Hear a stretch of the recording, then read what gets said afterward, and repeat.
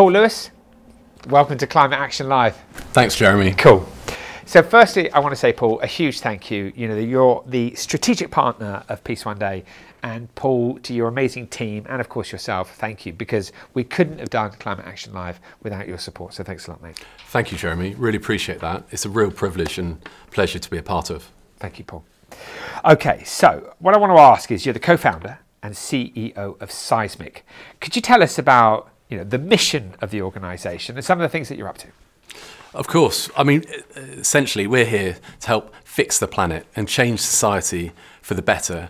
And the way that we do that is by partnering with organisations globally to incrementally and transformationally help them become better performers with regard to their social and environmental performance. And it's in the name. We want to help create a seismic shift to help organisations become a force for good. We've got a very clear goal. We want to help 10 million people join that shift and help them become part of a force for good in the world. Can I ask you, because before I go on to the other questions, I just want to find out a little bit more detail. Like, it's incredible, and I know about what you're talking about, but for those who don't, what changes when you help them make that seismic shift? What kinds of things do they change? Well, it may be anything from very tactical measures. It might be around their environmental footprint. It might be about measuring things in a more accurate way. It might be around social elements in the business. It might be around diversity, inclusion, belonging. And also, it may be about completely overall change, systemic change within their organisation, getting rid of old systems, bringing in new, and becoming more innovative and agile in their business models to reinvent themselves so that they can truly call themselves a force for good in the world. Nice.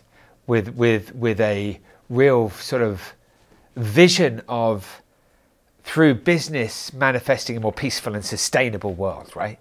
They know that, businesses now know that in order for them to have a moral license to operate, they need to have a positive purpose. And all businesses have some negative elements to them. We need to get rid of those elements, really drive out, for example, their carbon emissions, get rid of those, move them to one side so that they can really focus on what their positive purpose is in the world and really elevate and amplify that for them.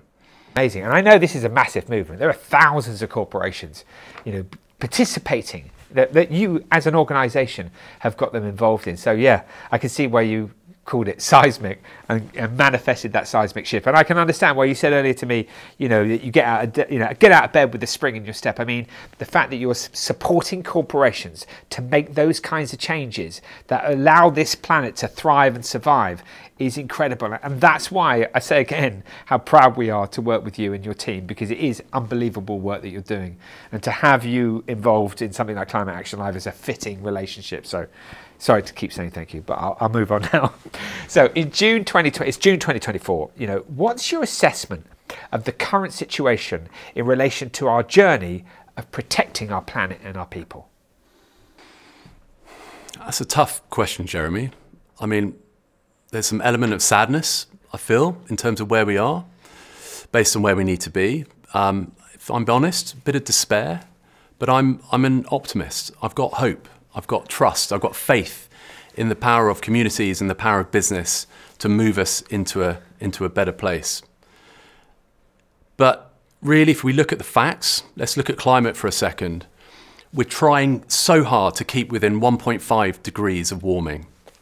Even if we achieve that, it's going to cost us globally 20% GDP. That's a huge number. But it's looking likely that we're going to breach 1.5 degrees. If we're to get to 2 degrees, that's between 40 and 60% of global GDP. That is a huge figure that is going to create disruption on a global scale, even more than we're feeling it today.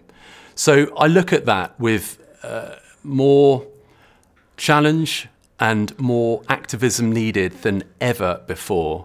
And I'm inspired and I'm kept hopeful by the sort of organisations that we work with, the sort of people that you've convened into Climate Action Live.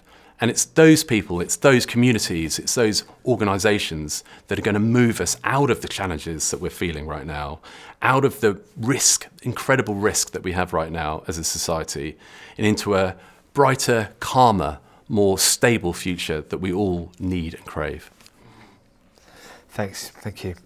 So, a phrase, no climate action, no peace. I mean, could you talk to me about what you think when you hear that statement? I think about all of our clients, all of the partners that Seismic works with, and the interconnectedness between the social challenges, the social impact opportunities that they have, and the environmental ones as well. And I've always been a believer that the business community can connect these two elements and move us forward in a way that we need to. And that belief is growing month on month, year on year, as I progress through the work that I do. So I, in short, 100% agree with you. If there is no peace, there is no climate action, and the same is the other way around as well. Based on your vast experience of trying to create lasting positive change in the world, what advice would you give to people who are looking for ways to make a positive impact? Probably think about this on two levels, one on a very personal level and then one on perhaps a working level.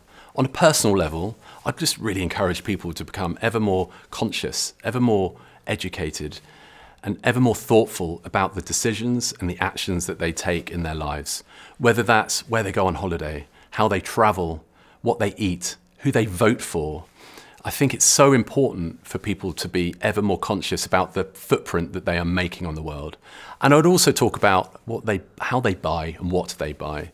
And this is why I'm really passionate about the B Corp movement. To be a B Corp is a shorthand way of saying that an organisation is a force for good. And that really helps people make decisions about what they buy and who from, because they know that it's making a positive impact rather than a negative one. So on the second point around making decisions with people's work, I think where you choose to work is probably one of the biggest decisions that you make with your life. If you think about it, we've got 2,000 weeks in our careers or thereabouts.